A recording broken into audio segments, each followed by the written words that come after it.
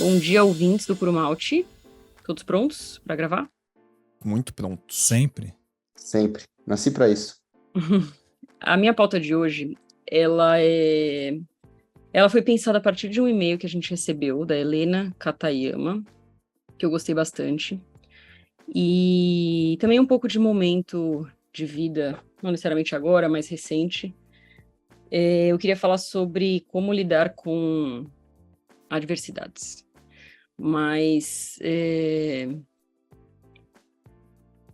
queria tentar dicas práticas nossas, assim, sabe? Então, por exemplo, quando você recebe uma notícia muito ruim, ou não necessariamente uma notícia concreta, mas uma possibilidade de algo muito merda que vai acontecer, como é que vocês reagem? E mais do que como vocês reagem, como que vocês melhoram?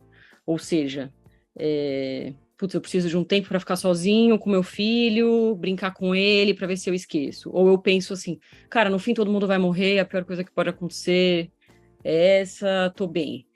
Eu tenho meus jeitos, tipo, eu sei como que eu reajo quando acontece alguma coisa ruim, eu tenho as fases do, nossa, tudo vai dar muito errado, tá, o que é a pior coisa que pode acontecer? Vou nadar, não sei o quê, e fico ruminando aquilo, mas tenho minhas táticas para tentar ficar melhor. Como que é com vocês? Eu sempre... aconteceu recentemente comigo, e foi uma prova de um comportamento meu que eu acho que eu sempre fui assim. Toda vez que eu dou de frente com algum problema, alguma adversidade da vida, eu travo. Travo no sentido de ficar em silêncio, sabe? E me manter calmo. Sexta-feira passada bateram no meu carro, e aí eu saí do carro assim, meio atordoado e tal. E todo mundo esperava uma ação minha, tipo, gritar, empurrar o cara, sabe? Chamar ele pra abrir. Mas não, eu tento racionalizar as coisas e planejar como resolver. E sempre foi assim na minha vida. Eu lembro de situações, uma vez eu tava...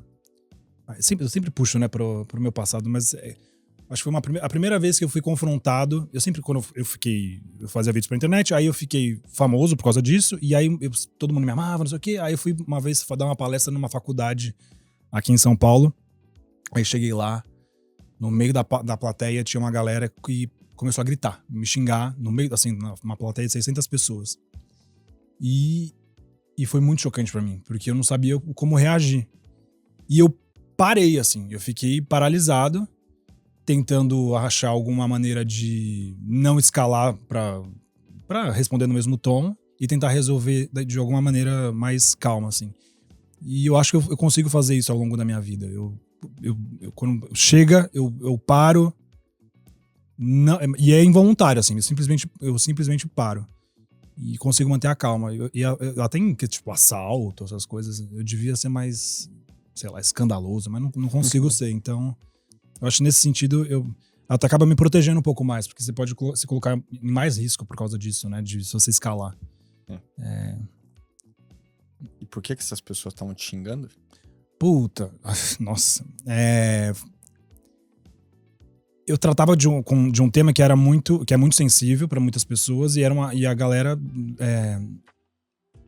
colocava sobre minhas costas uma responsabilidade que eu não tinha pedido para ter. Eu simplesmente fazia vídeos pra internet porque eu gostava de contar piada, fazer me divertir.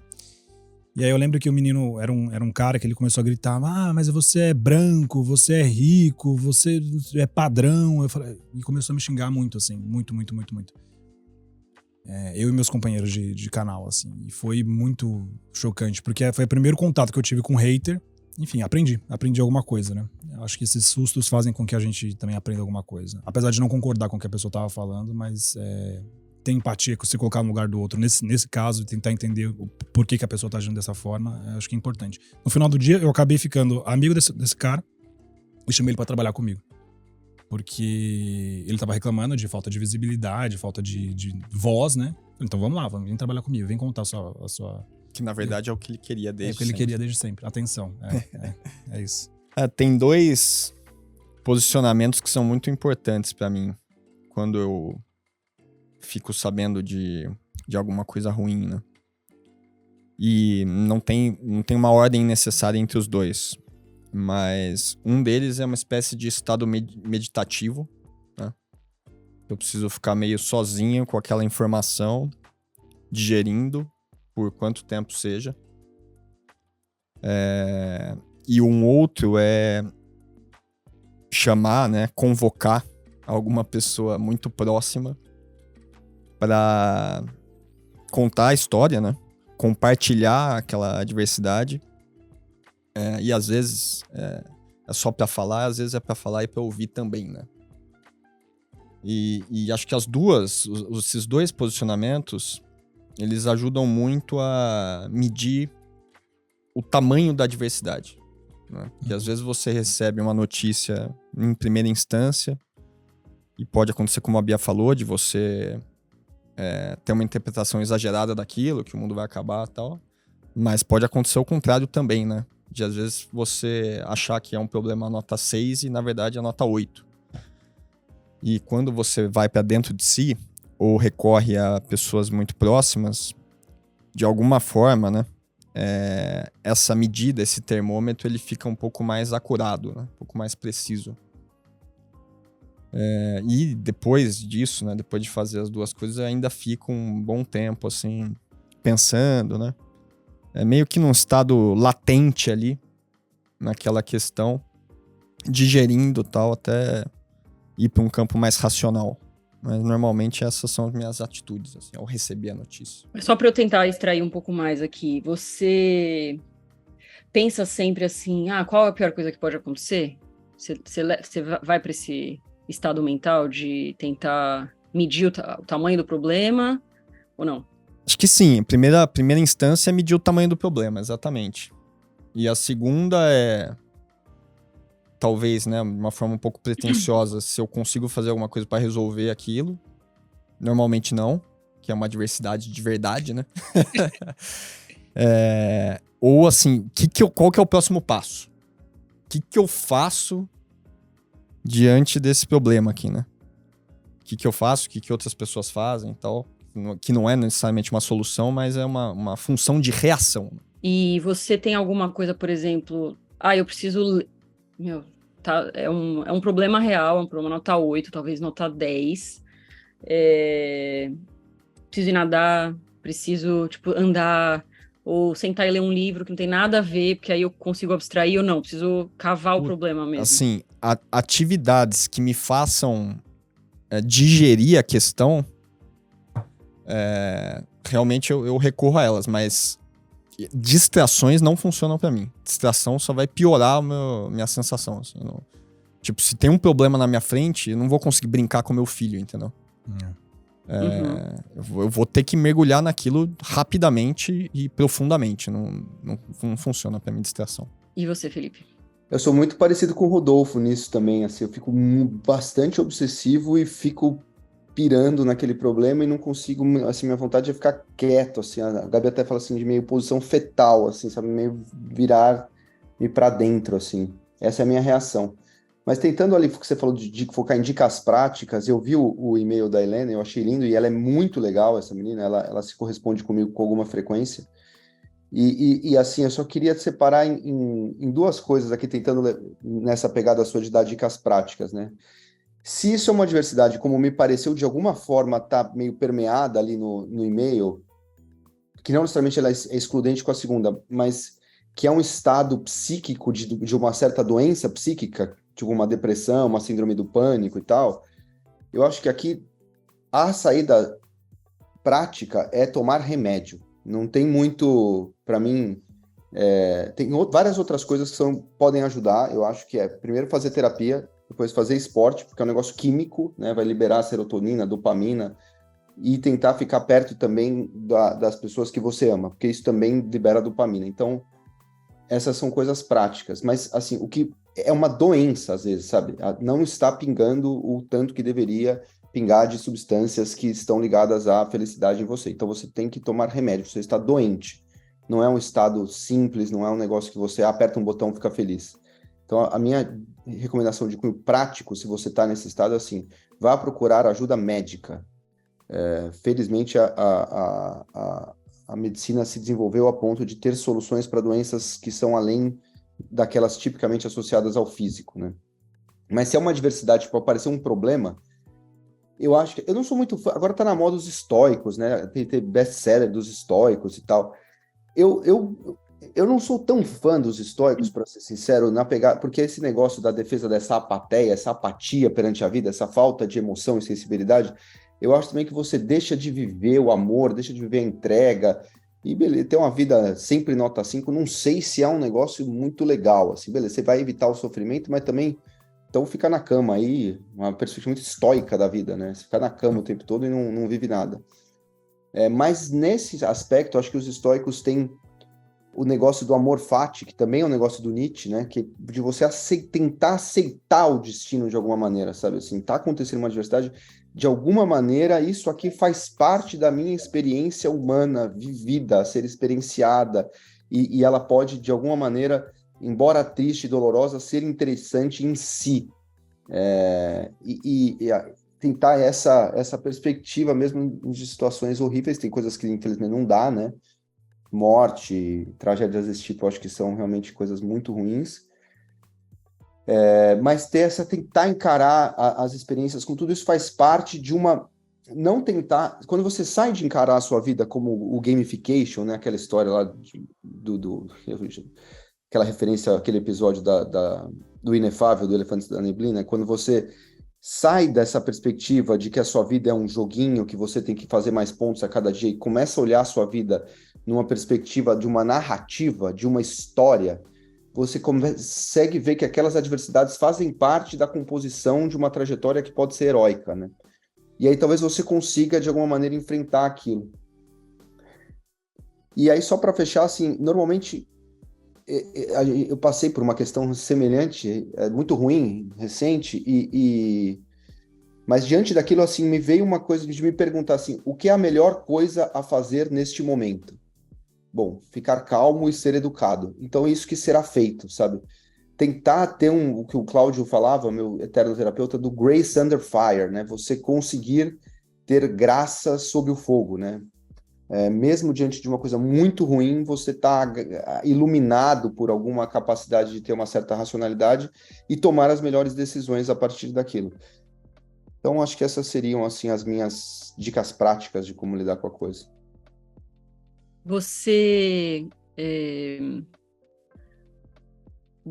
fica no mesmo... A pessoa tá se consultando aqui, né? Eu faço isso que você faz também, eu já vou pro pior cenário, pá! Então, e aí... Pior cenário de cara, e já vira, e mentalmente vira o cenário base. Isso é uma coisa que eu acho boa. Não sei se é uma dica, se isso é uma dica prática, mas isso é pelo menos como eu faço. E aí, a partir desse pior cenário, eu penso, tá, o pior cenário é ruim, mas, eu tô viva. Aí eu começo aquela coisa que sabe, quando você tá mal, que aí você fala assim, mas o que realmente importa são as verdadeiras amizades, né? O que importa mesmo nem é dinheiro, quando você perde dinheiro, que aí você fala isso, né? O que importa são as pequenas coisas da vida. Mas tem uma verdade, tem uma certa coisa meio boba nisso, mas tem muita verdade também. E aí, pelo menos na minha cabeça, eu vou desdobrando nisso, sabe? Poxa, mas a pior coisa que pode acontecer é isso, né? Não é que eu vou morrer. Caramba, eu vou morrer um dia, né? Então, tô vivo. Então, vai indo de um outro jeito que eu entro numa vibe, eu tento. Gratidão, que também é uma coisa que me irrita muito, mas eu acho que tem a coisa de se colocar em perspectiva, às vezes, um problema, mesmo que ele seja muito grande, porque às vezes os problemas, eles são grandes, né? Também você fugir isso aqui não é nada, não é uma coisa grave, na verdade, né? Mas dentro de uma perspectiva do que é a sua vida inteira, aí acho que isso que você falou da narrativa heróica até, e mesmo que as coisas não terminem tão bem, e aí você vai ter que começar uma outra narrativa, ou a mesma, sei lá. Por pior que seja, não é tão ruim, né? E aí ontem eu fiquei nessa brisa pensei, cara, mas já pensou se na verdade a gente morre e a gente carrega esses problemas para um outro mundo, assim, na verdade? Esses problemas que você não resolveu, já pensou? Eu nunca tinha pensado nisso. Não? Vocês acham que não? Não, eu acho que não, mas não sei, porque eu não sei se eu acredito muito em vida após a morte, assim, mas eu acho que se rolar, as noias são internas, né? Talvez as neuroses você carregue, mas os problemas, assim, de cunho prático, eles fiquem na prática, na realidade mundana, mas essa seria meu chute sobre uma vida que eu acho que nem existe. Sim.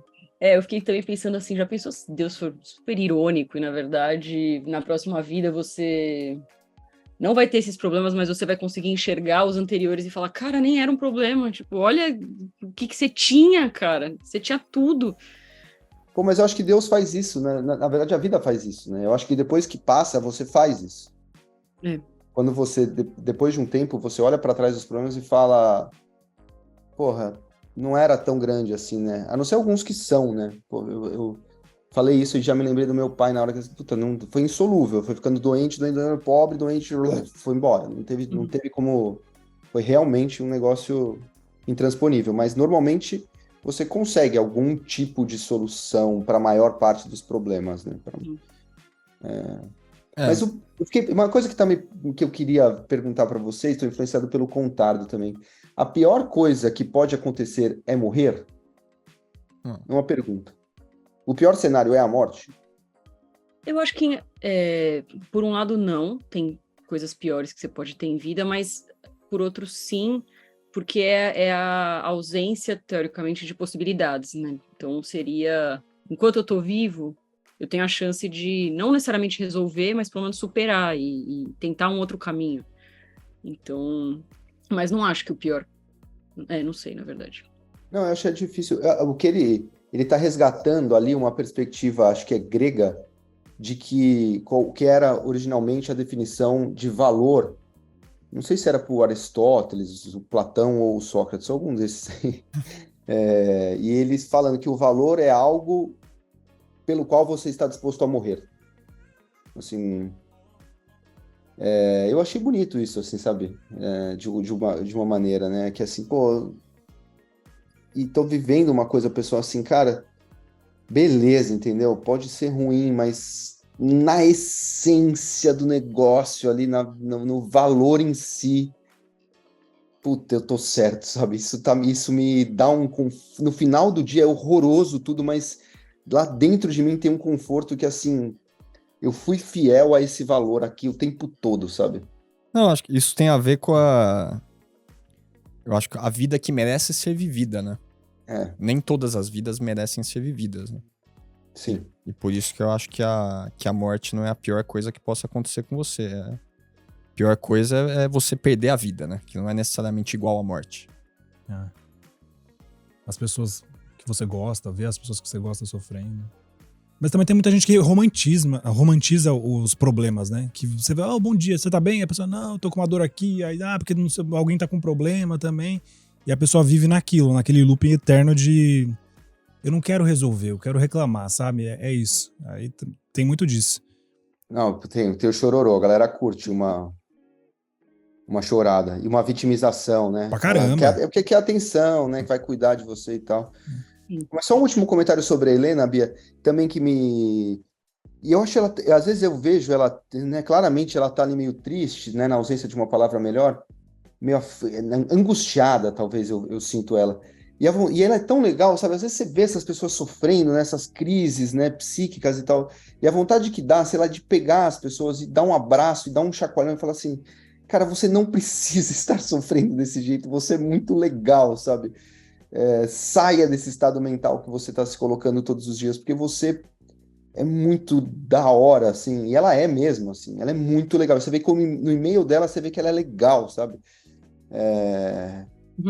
E é isso, a vontade de arrancar pessoas, né? E só isso, só que a cagada é que só ela mesma pode fazer isso, né? Sim. Não, até no fim eu desvirtuei um pouco, né, realmente a pergunta dela, porque acho que ela perguntou um pouco sobre assim, o que um líder precisa ter, né, além da questão técnica para lidar com o que precisa, e aí ela dá esse palpite de que falta estrutura emocional e conta um pouco o caso dela. Então eu também achei meio muito legal, porque é uma mega autocrítica, assim. Nossa, achei ela sensacional.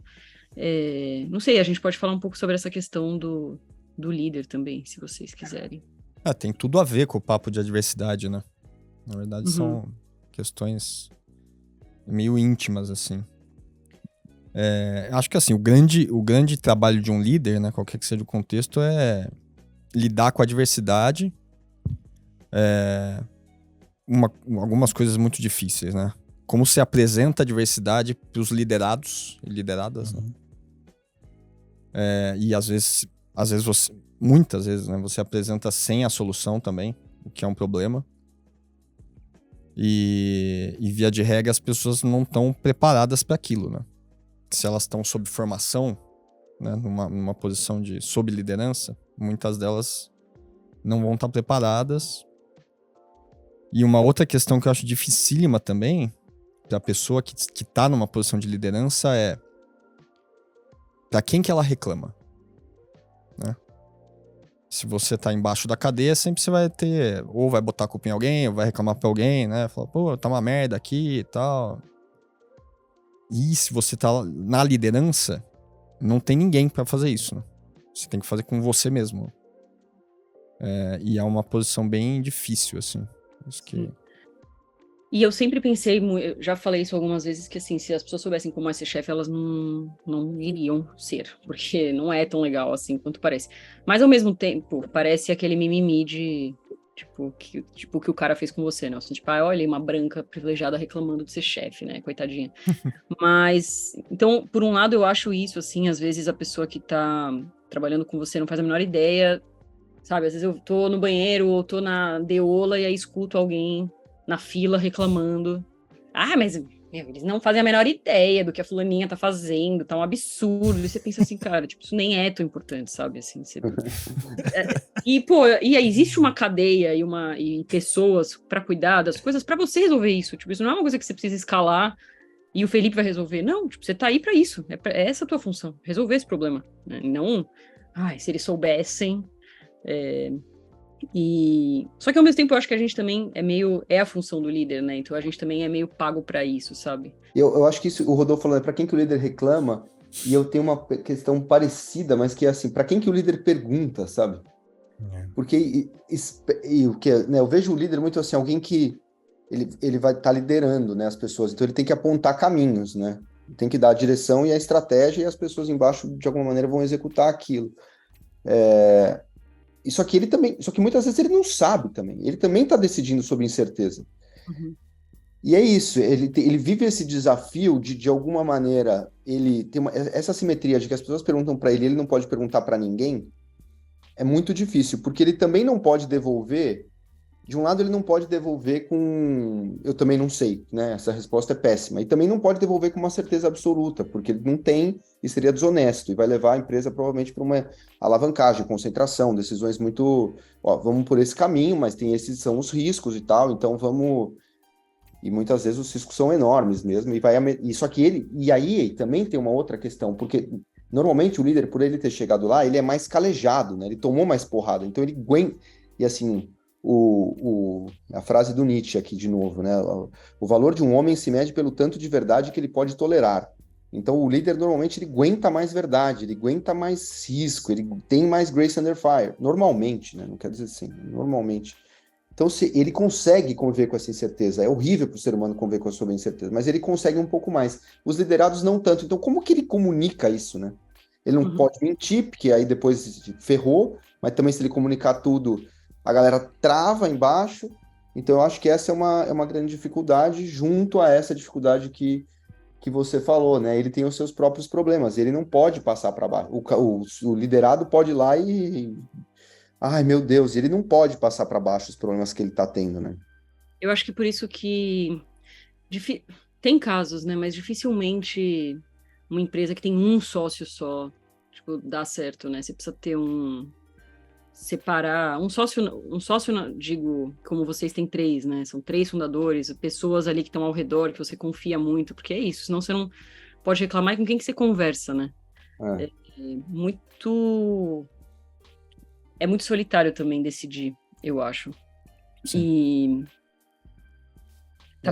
Eu acho importante isso também. Eu tenho muita confiança em você e no Rodolfo, assim, empresarialmente, nesse ponto até de falar dos meus próprios problemas, sabe? Tipo assim, puta, hoje eu não tô legal, você resolve lá pra mim, entendeu? Coisa que se fosse num ambiente que não há, num ambiente mais assim, sei lá, Ambev, né? Que é um negócio muito mais impessoal, eu acho que não daria pra fazer, né? Só que eu sou demasiadamente humano, né? Então não sei trabalhar nesse ambiente muito frio, assim, de Sim. entrei aqui, meus problemas estão fora, não tô perturbado, não tô com medo, não tô aflito, não sou assim. Uhum. E sabia que eu acho que às vezes quando você, aí falando de problemas do trabalho, quando eu tô com um problema grande de trabalho, até me ajuda a participar de ritos que não estão ligados ao problema. Então, assim, eu tenho esse problema, mas tem a reunião de renda variável, renda fixa, e aí eles vêm e reclamam de coisas, até me ajuda a sair um pouco. Vamos falar um pouco disso aqui, vamos resolver isso, tipo, pequenos problemas, pelo menos sentir que resolvi alguma coisa, e aí volta pro problemão, né? Não sei se para vocês rola isso também, Dorfo, Sim. Felipe. Sim, bastante. Aí a distração no bom sentido, né? Você precisa sair e voltar. E eu queria fazer uma pergunta pro Nelson também, que tem a ver com liderança, porque ele e o Renzo lideram a área de áudio e vídeo aqui, e vocês têm perfis muito diferentes, né? Então, como que é essa... E complementares. A gente é complementar. Essa liderança compartilhada aí. É que, antes de tudo, ele é muito meu amigo e a gente se conhece há muito tempo, e aí acho que isso ajuda bastante, assim. Eu conheço os meus pontos fracos e os pontos fortes dele e tento... E o Renzo me ensina muito, muito demais, assim. E comparando com como eu era antigamente, há 10 anos, 15 anos atrás, eu acho que eu melhorei nesse sentido também. Mas eu sou muito mais executivo, assim, de executar coisas, e o Renzo é mais criativo, então ele cuida mais da parte criativa, de administrar a parte criativa, para onde a gente vai, né, em relação a audiovisual da Empíricos, e eu sou mais um mão na massa, e eu acho que é por isso que funciona bem, assim. Não sei se tá funcionando tão bem, mas enfim... Não invade o terreno do outro. Não, e não tem egoísmo, não tem, sei lá, vaidade, então acho que isso é positivo, assim.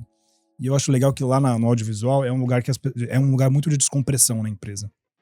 Todo mundo vai lá. Porque eu acho que é um momento legal, né? Tipo, vou gravar, eu tô cheio de problema aqui, a renda variável está não sei o quê, aí vou lá gravar um vídeo. E todo mundo gosta de gravar vídeo. E aí chega lá, e aí conta os problemas, chora as pitangas, reclama do chefe, aí às vezes as pessoas só querem desabafar, sabe? E aí vai todo mundo pro bar depois, aí resolve tudo, faz uma festinha. E aí eu queria fazer uma pergunta pra vocês. Vocês acham que vocês nasceram líderes ou se tornaram líderes? Porque hoje vocês são líderes, certo? Mas é natural? Ou tipo, vocês foram obrigados na marra e se acham que chegaram lá? São bons líderes?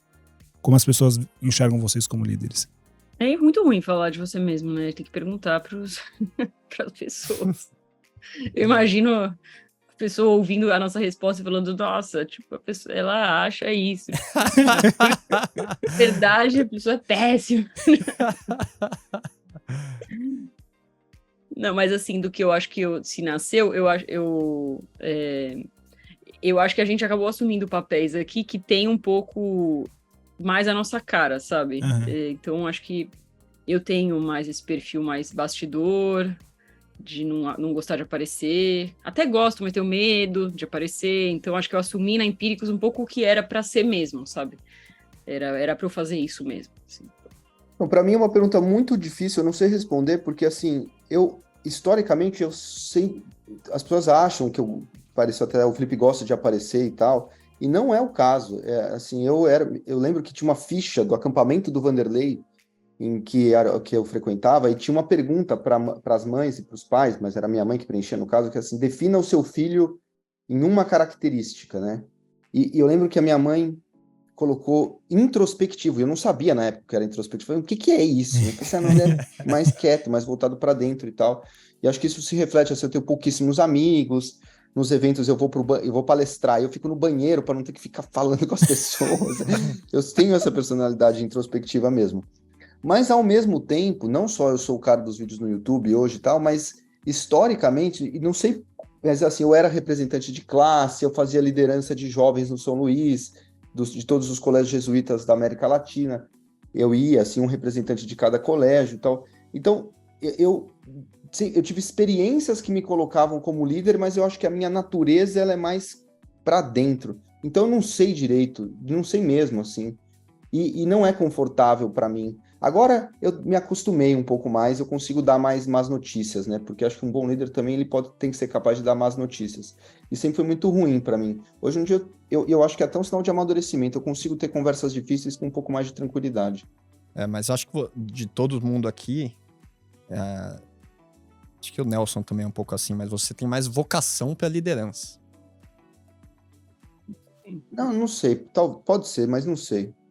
Mas de personalidade, assim, eu não tenho nenhuma pra isso. E assim, você vê claramente, eu tenho 3 sobrinhas, né, que são gêmeas. E assim, uma delas é claramente a líder. Ela fala assim, ó, você vai fazer isso, você vai arrumar o quarto, você vai pegar a bola e eu vou fazer isso aqui. Não, isso eu acho que sim mesmo. Não vou ficar com falsa modéstia aqui, porque não que também é uma característica só, né? Não quer dizer melhor ou pior. Sim. Mas eu acho que você, por exemplo, a seleção de 82 tinha o Zico, mas o Sócrates era a liderança, né? E o Sócrates não era um cara que falava muito, ele era um cara mais quieto também, né? Então eu acho que assim, existem tipos de liderança também, que existe a liderança técnica, existe essa liderança meio de personalidade.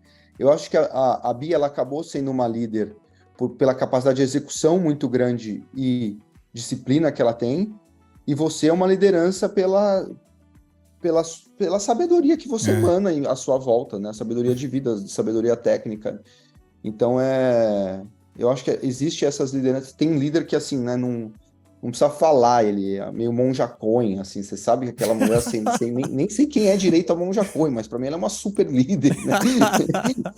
Então acho que é isso. Tem uma coisa que eu percebo, assim, de vocês três, que é muito... O Felipe, eu acho que ele é mais motivacional, assim, quando ele... Qualquer reunião semana que vem vai ter reunião de equipe toda. Aí vai lá o Caio, mostra todos os PDF, número, não sei o que, pá. Aí você olha pra cara de todo mundo assim na empresa, as pessoas assim. Aí vem o Felipe. Porque estamos lá, não sei o que, vamos juntos. Ou então o Felipe é mais motivacional. E eu acho que isso ajuda a, sei lá, melhorar o clima das coisas, até em notícias ruins ou notícias não tão boas. A Bia, eu acho que essa coisa de jogar o cenário pior, então, tipo, você vai pra uma reunião com a Bia, ela joga o cenário, mas e se isso acontecer? Então ela te provoca a pensar, fala, é verdade. Então isso é bom também. E o Dorfo é a sabedoria mesmo, puta, se o Dorfo, preciso de um momento de sabedoria, sabe aquele livrinho? Você abre, assim, uma página, é o Dorfo. Então eu acho que vocês também se complementam nesse sentido, assim, é uma unidade muito, muito curiosa. Por isso dá certo, né? E outra, não tem uma coisa, vocês também, é impossível você saber de tudo que acontece na empresa, de todas as coisas erradas que estão. Impossível, né? É impossível. Ainda bem, né? Nem é desejável, eu acho, nem sabe? tem como, eu não acho que é esse o ponto, assim. Eu acho que uma empresa não existe para solucionar todos os seus problemas, ela existe para ir para frente, né? Então, e vai ser com problema também. O Felipe que me falou isso uma vez, que eu tinha uma ilusão de, quando que a gente vai conseguir resolver tudo? Vai estar tudo rodando assim 100%? Isso nunca vai acontecer, porque sempre vai ter um probleminha. Tudo bem, não precisa ser um monte de problemão, né? Então, que também é foda. Mas que nem na própria vida, né? Nunca vai ter.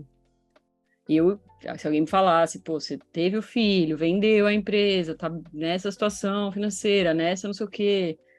Eu achei que, puta, fez o Leme apontar, fez as provas todas. Achei que nunca mais ia ficar infeliz. E tô toda hora, sabe? Não infeliz, mas você tem problemas. Não é infeliz, acho até que eu tô mais feliz, mas assim, você tem. É da vida. Se você tá vivo, você tem problema. Quem não tem problema tá morto, né? E tem um pouco de graça de você resolvê-los, né? É que às vezes é difícil, né? Mas, por exemplo, essa conversa já é uma coisa que me ajuda. Esse Puro Malte, você pode colocar de título lá, que foi uma sessão de terapia. Porque eu acho que às vezes falar... E não só falar, mas viver um pouco junto, fazer um pouco de piada. Puta, se tudo der errado, tá bom, sabe? Eu acho que tem um valor nisso. Às vezes na própria... Eu lembro de, em alguma das crises da Empíricos, e trabalhar no dia seguinte... E olhar assim, e as pessoas estarem lá, sabe? Assim, o Beto tá sentado na mesa dele, o Felipe tá sentado na mesa dele, que são os que sentam do meu lado, o Rodolfo ali, o Caio. E aquilo me dá uma paz, sabe? Não precisava nem conversar, mas a própria presença. Chegar e o Dago tá na porta. Até às vezes uma falsa sensação de normalidade. Tipo assim, o mundo tá acabando, mas parece que tá tudo bem. E... sei lá, é bom isso. Acho que isso é uma lição importante, prática também, sabe? Às vezes, assim, caminha, entendeu? Mesmo tá ruim, mas continua, né? E vai. E acho que uma outra também, porque o problema, muitas vezes, né? Ele é muito desgastante. E aí você quer sair daquilo, explodir tudo e tal, resolver, né? Só que às vezes você vai...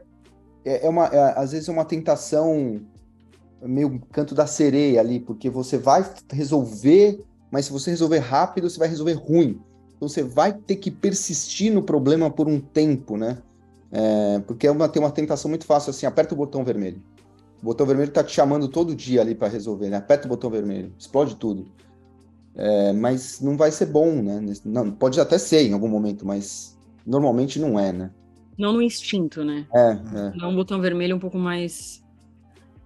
E uma coisa prática também que eu tô em Santos essa semana, aí teve um dia que, putz, sabe, veio, sei lá, 2, 3 notícias ruins, eu fiquei, puta que inferno, meu Deus, mano. E eu ia na praia, tipo, era fim de tarde, eu falei, nem vou, sabe, mãe, vai com o Matheus aí, não vou ficar aqui. Aí eu lembrei de algum desses textos babaquinhas que eu li, do tipo, sai pro ar livre. Aí eu, tá, vai, vamos lá, né? Vamos se render a essa autoajuda. E faz muita diferença você olhar pro céu, tá na... Assim, Mar é foda também, ó. o mar... sabe, eu nem nadei, mas assim, só de ir pra fora parece que te ajuda, sabe? Até hoje eu fico olhando pra trás e pensando, cara, como é que a gente viveu o Covid? Eu não lembro, como que a gente não surtou? E eu acho que eu nem surtei tanto assim.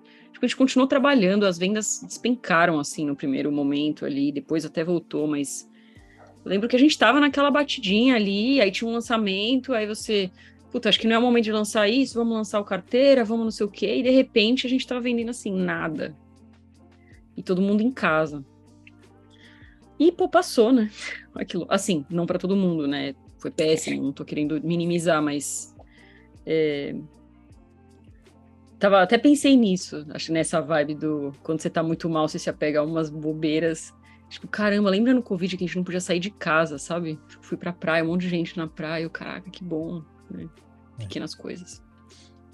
Não, isso que você falou é piegas mesmo, né? Mas de mar e contato com a natureza é um negócio muito foda também. Como dica prática, assim.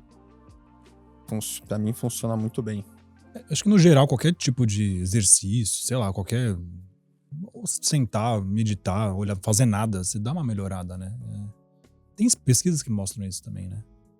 E a natureza é um negócio que te chama a fazer nada, né? Você consegue fazer nada confortavelmente contemplando a natureza.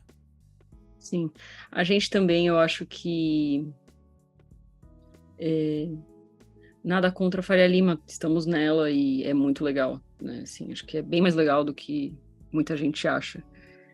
Mas, às vezes também quando eu tô nessas,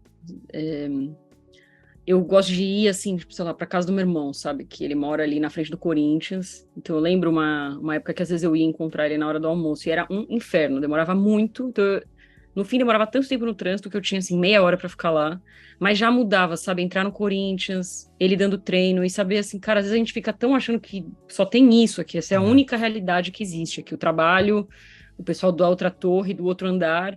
E aí eu vou pra lá e vejo as pessoas trabalhando, e é um trabalho que tem muita dificuldade também, né? Não dá pra ficar romantizando e achando que não tem. E aí isso me dá um pouco de paz também, sabe? De ver que existem outras coisas também. Eu acho que a Faria Lima é um pouco pior, viu, Bia? Pra ser sincero, assim. Eu acho que isso, não, sabe? A gente trabalha nela, a gente é pior. Não. Mas eu acho que a questão é assim, eu até tava falando ontem, assim, tava marcando um almoço com o Teco, um jantar, na verdade, com o Teco e o Fred Sabá, lá em casa. E aí a Gabi tava querendo, e ontem eu cismei, vamos marcar. Mas eu mandei mensagem, vou marcar agora. Por que você cismou com isso? Não, porque eles são legais, entendeu? É só isso, entendeu? Eles são legais. Eu vou conversar sobre coisas... Porque, assim, tem um negócio com o dinheiro aqui que, assim, algumas situações de... tem isso aqui para arrumar. Não, mas isso aqui tá certo. Mas tá gerando um desconforto. Cara, tipo, problema desse desconforto, porque na verdade tá certo, eu não vou mudar porque isso aqui vai afetar o bônus de não sei quem, sabe? É uns negócios que você fala assim, puta, realmente eu acho que existe uma... Como tem muito dinheiro envolvido no geral, e o valor é o dinheiro, a hierarquização das prioridades, ela dá uma mudada aqui, entendeu? Acho que sim, mas eu acho que, assim, existem 5 caciques na Faria Lima, sei lá, aí mais 20 caras que ganham pra caramba, e a maioria das pessoas é normal. É uma coisa que eu vejo quando eu desço no elevador dos comuns. As pessoas podem até usar o seu negocinho azul, todo mundo igual, tem os caras meio babaca, mas tem um monte de gente legal que só quer bancar a escola do seu filho, reclamar do chefe na fila da deola, mas falar que foi pra não sei aonde. Vê na Empíricos quanta gente legal tem na Empíricos, sabe? Ah, não, eu acho, mas eu não acho que a Empíricos, embora esteja na Faria Lima, eu não acho que ela seja a representação estereotipada. Eu acho que a gente permite que as pessoas se mostrem mais, mas nos outros lugares elas também são legais. Eu penso um pouco nos meus amigos que estão em empresas mais, assim, certinhas, e aí, às vezes, assim, cara, você tá... quando você tá com ele na praia, ele é completamente diferente. Ele é um cara legal. E vai ter os caras meio babacas, mas eu acho que eles são a minoria que grita da Faria Lima, entendeu? Aham, pode ser. No fim das contas, também é um emprego, sabe? Eu vejo pessoas que estão em banco, que é um ambiente bem hostil, às vezes, sempre. E são mães ali que querem também prover pro seu filho e estão se matando para sair, conseguir não sair tão tarde, para, sabe? Eu mudei eu acho que a Faria Lima tem muita coisa zoada e essa coisa do dinheiro, com certeza. Mas é muito mais gente legal do que a gente acha, sabe? Esses dias eu tava lendo uma newsletter de uma menina que eu gosto até, e aí eu até dei unsub, porque achei ridículo. Que ela tava falando do negócio dos milionários lá do submarino, né? Aí ela falou assim, eu entendo quem apropriadamente acha que milionário bom é milionário morto. Aí eu olhei e falei, cara...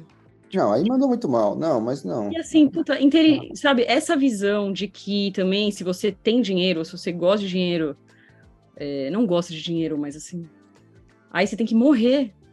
Eu acho isso tão Não. idiota também. Não, isso é muito idiota, mas é que o que eu acho que A menos que você for a Anitta, porque se você for a Anitta ou um artista de esquerda, ok ter dinheiro. Mas se você tem dinheiro por outros motivos, aí não é legal. Então a galera é tão contraditória também. Não, eu acho muito legal ter dinheiro, eu acho que tem que ter muito dinheiro.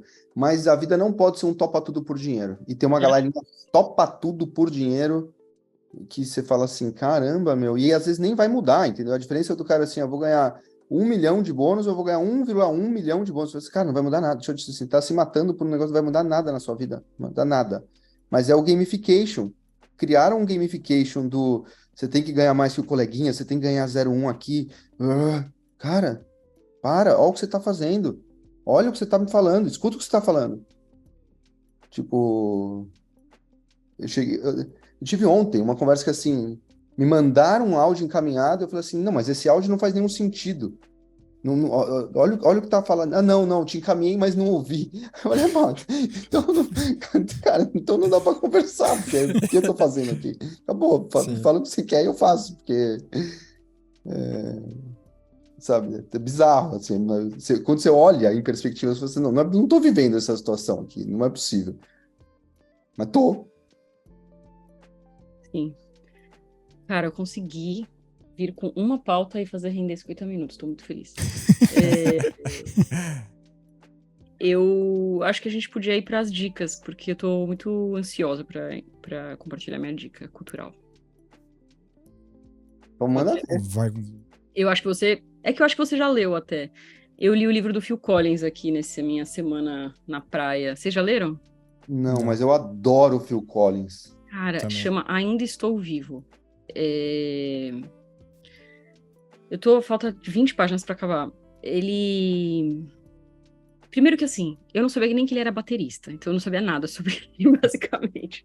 Porque ele se define muito mais como um baterista do que como um vocalista, né?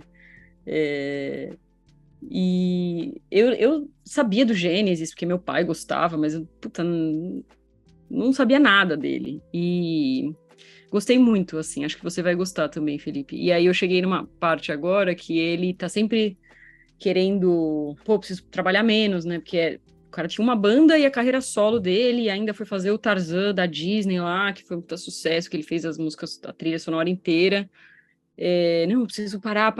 E ele para, daí ele, cara, o que eu vou fazer o dia inteiro? Começa a beber, porque também não dá pra parar, né? Tipo, é horrível isso.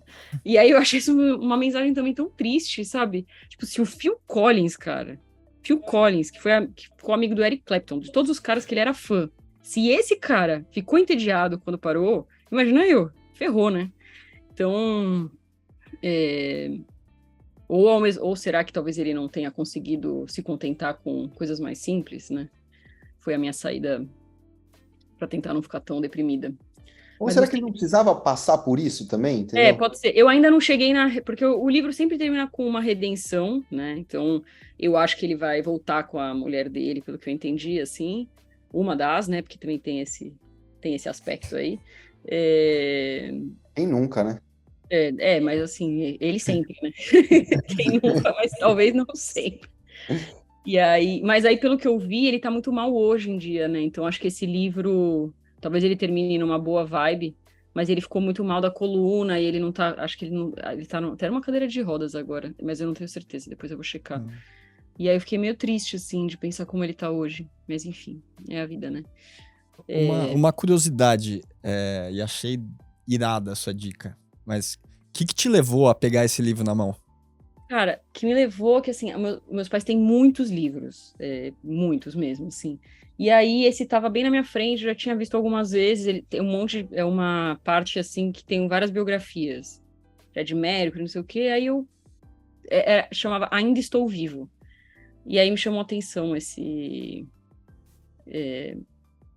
achei bonito o título, então foi isso, Sim. o título do livro. E eu tendo a gostar mais de autobiografia do que de biografia, mesmo sabendo dos problemas. Tipo, não estou tão interessada na verdade, estou interessada na sua versão, nesse caso. Tudo bem, tipo, se tiver imprecisões aqui. Legal. Bom, vou emendar aqui, porque a minha primeira dica é de uma autobiografia também, que chama Page Boy, do Elliot Page, né? Que todo mundo vai lembrar aqui de Juno, né? O filme que ganhou o Oscar e na época ela foi indicada como melhor atriz também. E hoje é o Elliot Page, né? E, puta biografia animal, assim. Muito legal. Aquela que é bem, assim, bem autêntica, que fala coisas muito íntimas, assim. Tô gostando bastante e ele escreve muito bem. Recomendo fortemente, saiu há pouco tempo. E a segunda dica é uma newsletter que ela é gratuita, mas você pode pagar também. E acho que custa, sei lá, R$10 por mês, alguma coisa assim, baratinho. Que é da Carol Ben-Simon. Até mandei uma pra Bia essa semana. Que a gente conversou, acho que foi no último Puro Malte, né? Sobre fazer coisas inúteis. E aí tinha um texto que, além de ter uma parte de natação ali, mas falava disso também, da importância de fazer coisas inúteis. E a Carol Ben-Simon, acho que hoje é a minha escritora ou escritora brasileira preferida, né? Eu gosto muito dela e os textos são maravilhosos. Assim, recomendo fortemente, chama Nevoeiro. Eu tenho uma dica, eu tenho assistido muito pouca coisa, mas tem uma coisa que eu adoro, de verdade, eu adoro assistir, que é documentário de natureza, sabe? De BBC, sabe? Aqueles que viajam pro fundo do mar, que não sei o quê. Discovery. Amo. Eu cancelei a minha TV a cabo com dor no coração. Eu acho que eu fiquei com muito tempo com a TV a cabo por causa disso. Mas agora tem na Disney, tem... E a Netflix tem uma que é bem legal, que é O Nosso Planeta. E aí lançou a segunda temporada. E assim, é um espetáculo de imagens. Aí eu fico pensando na dificuldade que é gravar uma coisa dessa. Então, pra mim, eu piro nisso. E é um momento muito família lá em casa. Principalmente de domingo, assim. A minha mãe faz o almoção lá pra todo mundo. E aí eu, minhas irmãs, minha mãe, meus cachorros, minha sobrinha, todo mundo senta na sala pra assistir esse tipo de documentário e... Tipo, a vida das baleias, sabe? Eu adoro. Então, Nosso Planeta 2 tá na Netflix. Nossa, você sabe, quando eu era criança, uma das coisas que eu mais amava fazer era assistir o Jacques Cousteau comendo leite condensado. Sei. Eu criei uma regra na minha casa que sempre que passava Jacques Cousteau, podia comer leite condensado e colou de alguma forma. Até hoje.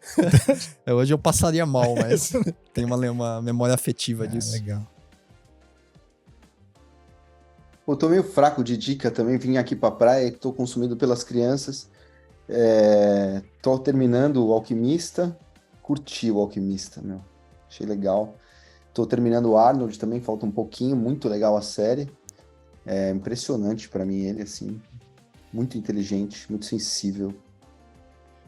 Mas eu vou recomendar, eu tô pirando um pouco nessa pegada de meio mundo, assim, inteligência artificial, essa Segunda Guerra Fria, que tem a ver pelos chips, a disputa pelos chips, né? Ela é uma guerra econômica também. E tem um vídeo que o Matheus me mandou do Johnny Harris falando o quanto os Estados Unidos está militarizando principalmente a ilha de Mageshima, no sul do Japão, para fazer uma base militar toda em torno de Taiwan, que pode significar uma preparação muito forte dos Estados Unidos para ou se defender ou agredir a China num caso de uma invasão de Taiwan. E o que seria o mundo, né, se essa guerra, se a gente tivesse nesse momento uma guerra mundial, né, uma guerra Estados Unidos e China, com a Rússia provavelmente entrando do lado da China. A gente pode explodir a humanidade, né? Então, sei lá, uma coisa meio doida. Então, esse tema meio Segunda Guerra Fria / inteligência artificial, ocupando um pouco do lugar até dos governos, e o que pode ser esse futuro distópico aí, tenho me atraído um pouco por esse tema, que não era muito um tema que me atraía, mas eu tô ultimamente mais interessado nele. Vou mandar esse videozinho aí pra gente colocar. Tem 20 minutos, é interessante. Acho que deu. Deu, 1 hora. Fechou então, gente. Muito bom. Vamos seguir firmes aí. Valeu. Valeu.